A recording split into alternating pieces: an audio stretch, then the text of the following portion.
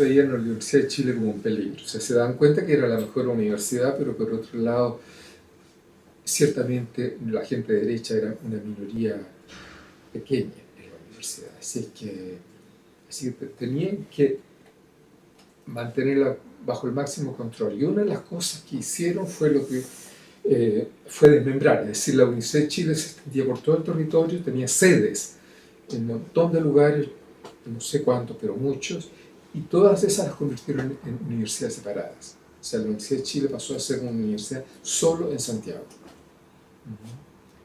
Estaba pensando en la universidad. Entonces, la Universidad de Chile, y de ahí su nombre, era nacional. Tenía sedes en todo el país. Y la dictadura, ¿no es cierto? Todo el mundo lo sabe, redujo a la universidad, y no solo a la Universidad de Chile, sino a la otra universidad estatal, la Universidad Técnica del Estado, la redujo a la región metropolitana, ¿no? Y con las sedes, ¿no es cierto?, se crearon las universidades regionales, ¿eh? Pero la Universidad de Chile dejó de tener carácter nacional. Bueno, y hasta el día de hoy se mantiene eso. Si bien nos seguimos llamando Universidad de Chile, curiosamente se mantuvo el nombre, ¿no? A la UT le cambiaron el nombre, Universidad de Santiago, sinceraron el nombre, dado que le cortaron la sede, la llamaron derechamente Universidad de Santiago. Y en el caso de la Universidad de Chile, bueno, yo diría que en el último tiempo ha tenido un poco más de influencia nacional en el sistema universitario. Por ejemplo, ahora que se crearon las dos nuevas universidades estatales, la Universidad de Chile es la universidad supervisora, ¿no? Y eso ha sido bien recibido, ¿no? Particularmente en lo personal estoy apoyando esos proyectos, ¿eh? Bueno, y a propósito que la universidad tenía cobertura nacional, también, bueno, ¿cómo eran los estudios? Eran gratuitos, y la gratuidad era universal, ¿eh? Y con la dictadura después se instaló, en un comienzo se mantuvo, la dictadura no llegó cambiando todo de un día para otro. Fue gradual. Después estableció el arancel diferenciado, que lo que se pagaba era proporcional a los ingresos familiares. Y derechamente después, ¿no es cierto?, se cambia a pagar todos los estudios, y los que no tenían plata, crédito, ¿eh? El crédito. Y en esa época no era crédito con aval del Estado, como ahora. Y ahora, si uno mira, hay gratuidad parcial y el crédito con aval del Estado. Así que es interesante ahí ver un poco las diferencias, ¿no?, a la luz de los años que han transcurrido. Ahora el alumno o los padres del alumno están haciendo una inversión por la educación de los hijos que vienen acá. Una inversión, entonces hay que tomar muy en cuenta el dinero, y eso distorsiona totalmente la relación, porque el alumno entonces trata de estar el menor tiempo posible en la universidad para pagar lo menos que se pueda, ¿no? Y eso significa entonces cambiar los niveles de exigencia, o sea, bajar los niveles de exigencia. Y en este momento en la universidad se exige menos de lo que se exigía antes. Y las carreras se han reducido en duración. Antes un alumno podía... Bueno, antes la duración nominal eran 6 años. Algunos se demoraban más. Pero se demoraban más porque tenían su propio ritmo para aprender, que hacía que necesitaran más tiempo. Y demorarse más no era un drama en esa época, porque no había plata en medio. No había nada que pagar extra, o sea, solamente seguir viviendo, la mantención, cosas así. Bueno, respecto de las carreras también es interesante, ¿eh?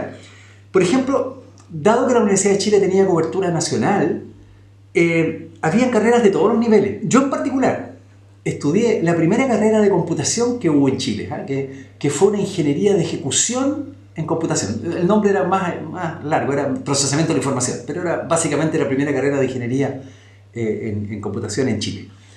Y había también otras carreras técnicas, había carreras de todos los niveles. Entre muchas cosas, la ingeniería, en el caso de computación, fue por el desconocimiento del área. No hubo suficiente consenso para crear de inmediato una carrera de ingeniería, una ingeniería de 6 años, se creó una carrera de 4. Y a mí me vino muy bien porque yo venía de una familia muy modesta y por tanto la posibilidad de tener una carrera rápida que me permitiera trabajar, qué sé yo, fue muy atractivo para mí. Además que me encantó el área, ¿no? Bueno, en cambio, posteriormente, y la dictadura lo que hizo fue estratificar las carreras, ¿eh? Por ahí la legislación del año 81, bueno, ahí crea las universidades, los institutos profesionales, los centros de formación técnica, o sea, hay una legislación que los diferencia claramente, y entonces establece que las universidades solo podían tener determinadas carreras, y ahí está la ingeniería civil, y dice, entre esas, que era como un grupo muy pequeño, eran como 6 carreras nomás, en esa está la ingeniería civil, ¿eh? Y por tanto, las universidades en general dejaron de dictar las otras carreras más cortas, carreras de técnicas o qué sé yo, o ingeniería de ejecución en el caso del área de ingeniería. Bueno, y eso se mantiene hasta hoy. Las universidades no han cambiado eso, no han recuperado, y la educación técnica, por ejemplo, está bastante dejada, está bastante abandonada. Yo creo que eso es una asignatura pendiente. Bueno, y lo otro que me gustaría contrastar es la cantidad de estudiantes, las vacantes que tenían las carreras. En ese entonces, yo me acuerdo cuando estaba yo salí el año 70 del liceo, de un liceo fiscal, así se llamaban entonces los liceos públicos, el liceo fiscal, del fisco. Entonces en esa época el eslogan era universidad para todos, y había todo un movimiento estudiantil, universitario principalmente y secundario, para que la universidad permitiera el acceso de más personas, porque la universidad con el acceso que tenía, de alguna manera se había elitizado, y por tanto era necesario ampliar las vacantes para que llegaran, como llegamos muchos de nosotros, estudiantes de sectores más pobres, de sectores obreros, de sectores campesinos, ¿no? Así que ahí, yo me acuerdo, yo entré justo el año de Salvador Allende, el año 71 a la universidad, cuando asume Allende, y él aumenta considerablemente las vacantes de la universidad, y ahí entramos entonces, entramos en grupos, yo me acuerdo que venía de un liceo fiscal que no es de los emblemáticos, y entramos a un lote de 11, 12 compañeros de curso, así que realmente se democratizó el acceso a la universidad. Y se aumentaron significativamente las vacantes. Bueno, con la dictadura, por supuesto, se empezó a disminuir las vacantes, a disminuir paulatinamente. Y hoy día, recién en estos años, estamos volviendo a los mismos niveles de vacantes, de matrículas que tuvimos entonces. Pero curiosamente, ¿no es cierto?, a los mismos niveles, pero hoy día tenemos mucho mayor población. Las universidades públicas, las universidades estatales, tienen que aumentar las vacantes, tienen que aumentar las vacantes. No puede ser, por ahí leí que teníamos el 15% de toda la matrícula universitaria, 15% de las universidades estatales. En esa época era muchísimo más que el 50%, y me atrevería a decir que bastante más que el 50%. Así es que cuando uno hace esta comparación de antes con la dictadura y ahora, estamos lejos de recuperar todo las democratizaciones, el progreso que tuvo la institución entonces. Así que estamos en una tarea pendiente y, diablo, y yo sospecho que por mucho tiempo vamos a estar con esas asignaturas pendientes. El dinero no importaba, ¿no? Uno estudiaba por aprender. Y cuando me ofrecieron aquí una ayudantía en un laboratorio de investigación, cuando estaba terminando la carrera de ingeniería eléctrica, yo no pregunté cuánto me iban a pagar, yo pregunté qué trabajo iba a hacer. Y eso, porque no es algo especial mío, era la actitud de todo el mundo. Ocurrió, mirado desde el punto de vista como mujer, fue que cuando yo ingresé a esta facultad había el porcentaje de mujeres bastante bajo, y durante el tiempo de la Unidad Popular aumentaron harto las vacantes, y el número de mujeres que ingresó a la facultad, el porcentaje creció harto. Yo creo que debe haber estado como con lo que está ahora más o menos. Y después del golpe, bueno, redujeron las vacantes, hubo problemas. No recuerdo bien cómo fue eso, pero el porcentaje de mujeres volvió a disminuir drásticamente. Yo no tengo explicación para eso. El trabajo extraordinario que hicieron todos mis compañeros que siguieron en la facultad, que lograron contra viento y marea mantener la facultad más o menos en las mismas dimensiones que tenía cuando yo estudié hace 40 años. El país en ese momento tenía 10 millones de habitantes, hoy día tiene 17, nos enteramos la semana pasada. Bueno, pero resulta que la facultad sigue teniendo los mismos estudiantes que tenía en ese momento. Nosotros entramos 700 y hoy día entran 700, la primera año. Bueno, entonces, pero esa por lo menos la lograron mantener. Y lograron mantenerla con un excelente nivel académico, con un desarrollo muy amplio de la investigación, de todas las cosas, etc. Bueno. Durante la dictadura comenzó a implementarse el nuevo régimen de la educación, que continuó con los gobiernos democráticos que vinieron después. No hicieron sino afianzar continuar en lo que había hecho la dictadura. O sea, eso de transformar la universidad pública en universidad privada. El hecho de que esta universidad se sigue llamando pública, pero los alumnos actualmente tienen que pagar, y pagar una cantidad grande de dinero por su educación, que antes no era así.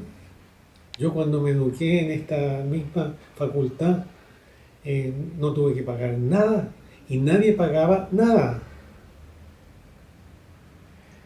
Entonces eso de tener que pagar ahora es una tremenda distorsión de la educación, un tremendo cambio en la relación entre los alumnos y los profesores. Los primeros años desapareció la organización estudiantil. No, hubo una represión muy fuerte contra los dirigentes estudiantiles, y las primeras pequeñas manifestaciones de organización estudiantil, yo diría que en todo Chile, ocurrieron en esta facultad. Eso no se dice normalmente, pero yo lo sé.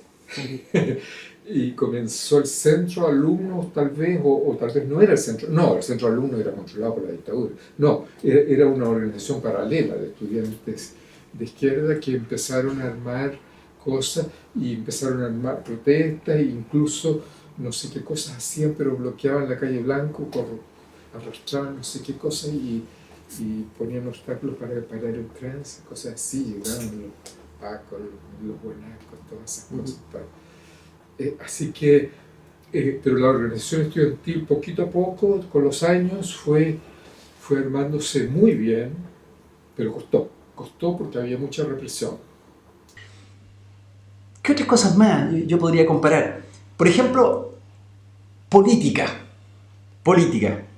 Se hacía mucha política, universitaria y nacional. Son tiempos de cambio en el país. Veníamos de un gobierno anterior, ¿no es cierto?, el gobierno de Eduardo Frei, de la revolución es libertad, que era su eslogan, a la construcción del socialismo de Allende. Entonces eran tiempos agitados, eran tiempos de definiciones, y era difícil, muy difícil permanecer al margen. Toda la gente, muy escasos recuerdo yo, no tenían alguna opinión. Todos teníamos opinión, la gran mayoría. Pero era muy pluralista, muy pluralista. Mucha gente participaba activamente en grupos políticos, eran militantes. Yo recuerdo que, qué sé yo, mis compañeros de la Jota andaban con su camisa amaranto, los compañeros socialistas tenían también su forma de identificarse. La democracia cristiana, los estudiantes de democracia cristiana andaban con su camisa azul, los de derecha con camisa blanca. Era en las asambleas, que eran muchísimas, que se hacían en el hall central, en el hall sur, ahí aparecían todas estas juventudes allí participando, vociferando, qué sé yo. No eran tranquilas, no eran tranquilas esas asambleas, digamos la verdad. Pero había pluralismo. Y después eso desapareció. Y hoy día lo que uno observa es que, claro, hay un grupo muy activo, muy militante, pero minoritario. Y eso, cuando uno lo compara con esa época, los números son muy distintos, muy distintos. Antes del golpe había mucha participación. Algunos incluso critican que podría haber sido demasiada la participación. Y había una participación de todos los estamentos. La triestamentalidad que hoy día se habla estaba en los estatutos. Había unos estatutos que fueron aprobados democráticamente, que entraron en vigencia en el año 1971. donde se establecía la participación de todos los estamentos. De hecho, ese estatuto fue fruto de un proceso de reforma que fue largo, de fines de los 60, incluso hasta el mismo año 70. Esta facultad terminó de reformarse en 1970. Yo ingresé en 71, ingresé ya con una facultad reformada, modernizada, con el currículum flexible que hasta el día de hoy se mantiene, qué sé yo, muy moderna. Y de hecho existían a nivel de la universidad y a nivel de las facultades el equivalente a lo que hoy es el Senado. Se llamaban consejos normativos. Existía el consejo normativo de facultad, existía el consejo normativo de universidad, donde había participación de todos los estamentos, ponderada, más representantes académicos, unos pocos estudiantes y menos funcionarios. Bueno, entonces eso se termina, por supuesto, viene el golpe y se termina. No hay ninguna de esas cosas. El estatuto queda fuera de vigencia y los consejos estos no se siguen realizando.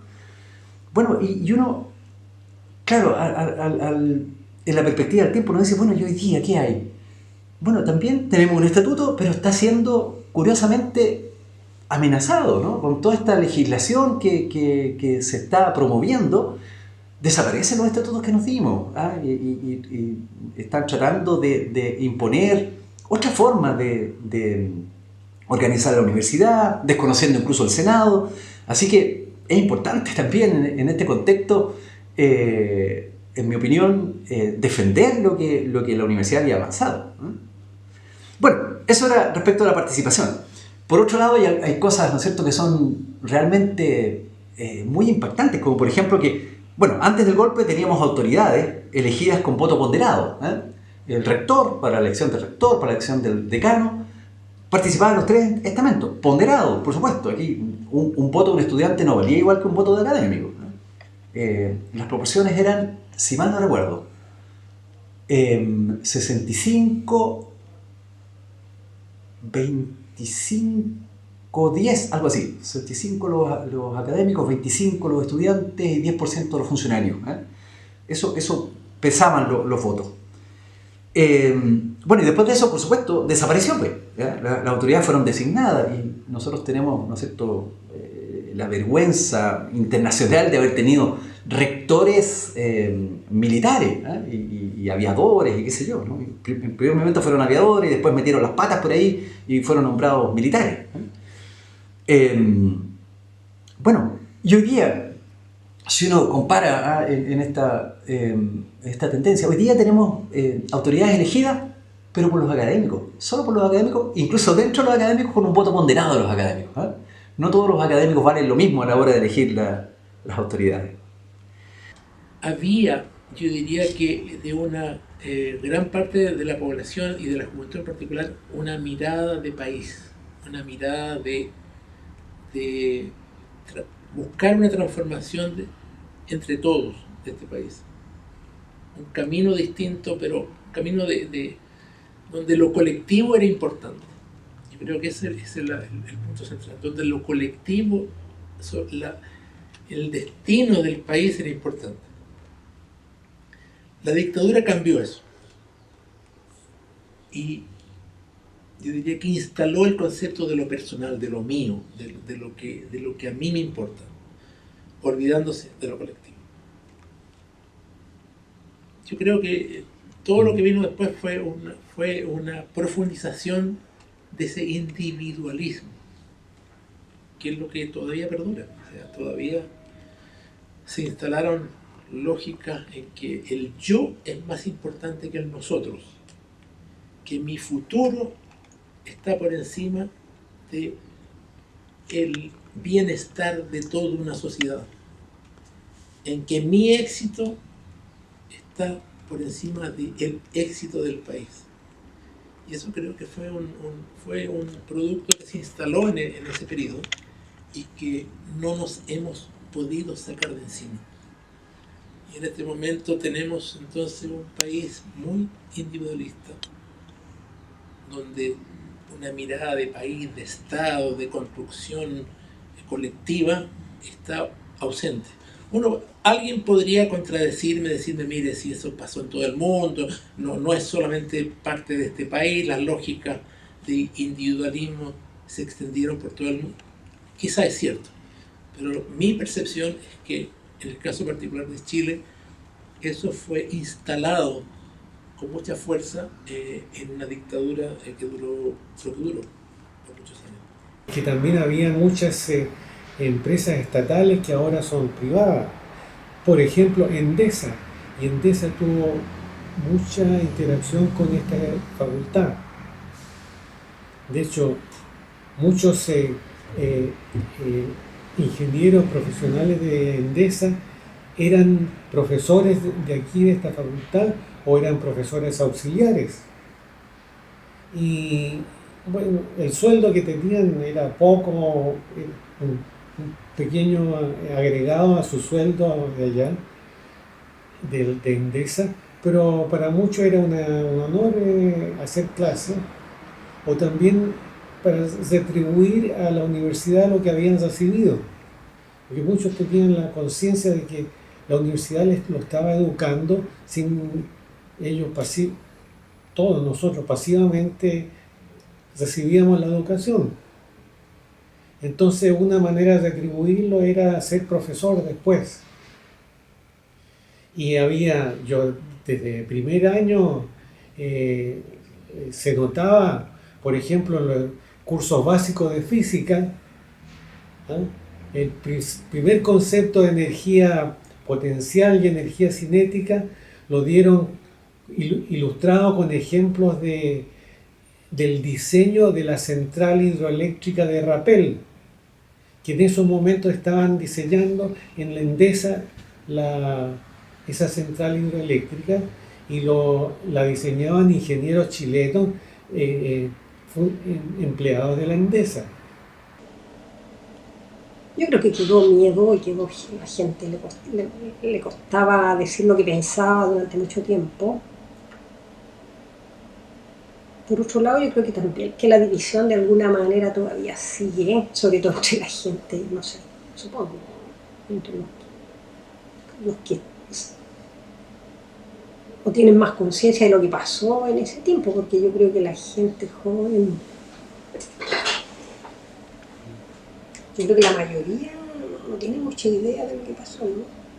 ¿Qué uno podría decir que después de todos estos años quedó de ese periodo? Yo creo que ahí un sociólogo podría hacer un análisis. Las mías son intuiciones más que o sentimientos. Yo creo que, a ver, yo tenía en ese momento 23 años. Cuando fue el golpe yo tenía 23 años. Y los años previos, los años como estudiante, fueron años muy turbulentos, muy violentos. Probablemente los estudiantes de ahora no calibran, no se imaginan el nivel de violencia que se vivió en los últimos años, en el gobierno de Allende en particular. Y en esta facultad, específicamente, fueron años extremadamente violentos. Yo creo que hoy día, 11 de septiembre del año 2017, la universidad ha dado un paso extraordinario, y es que ha titulado póstumamente a todos los muertos. Son más de 100 compañeros de mi generación. Ahora, eso significa que el agua está volviendo a su nivel. Que yo creo que la comparación más dramática, y nunca deja de emocionarme hablar de esto, es que hoy día, por ejemplo, por lo menos yo echo de menos a 2 ingenieros. Hoy día serían compañeros, serían colegas, ingenieros míos, 2 compañeros de generación. Uno es Carlos Cuevas, que mencioné antes, que era estudiante de ingeniería, un estudiante muy modesto, que iba a ser, por supuesto, iba a tener movilidad social siendo ingeniero. Y Luis Guajardo. Luis Guajardo fue detenido el año 74, el año siguiente. Desaparecido hasta hoy. Desaparecido hasta hoy. De hecho, los estudiantes de la facultad deben haber visto, está un poquito escondida, por ahí hay una placa que recuerda a todos los caídos estudiantes, funcionarios, académicos caídos durante la dictadura. Pero yo en particular los conocí a ellos personalmente y son los que más echo de menos. Así que son los grandes ausentes hoy día y a quienes les hago homenaje con estas palabras.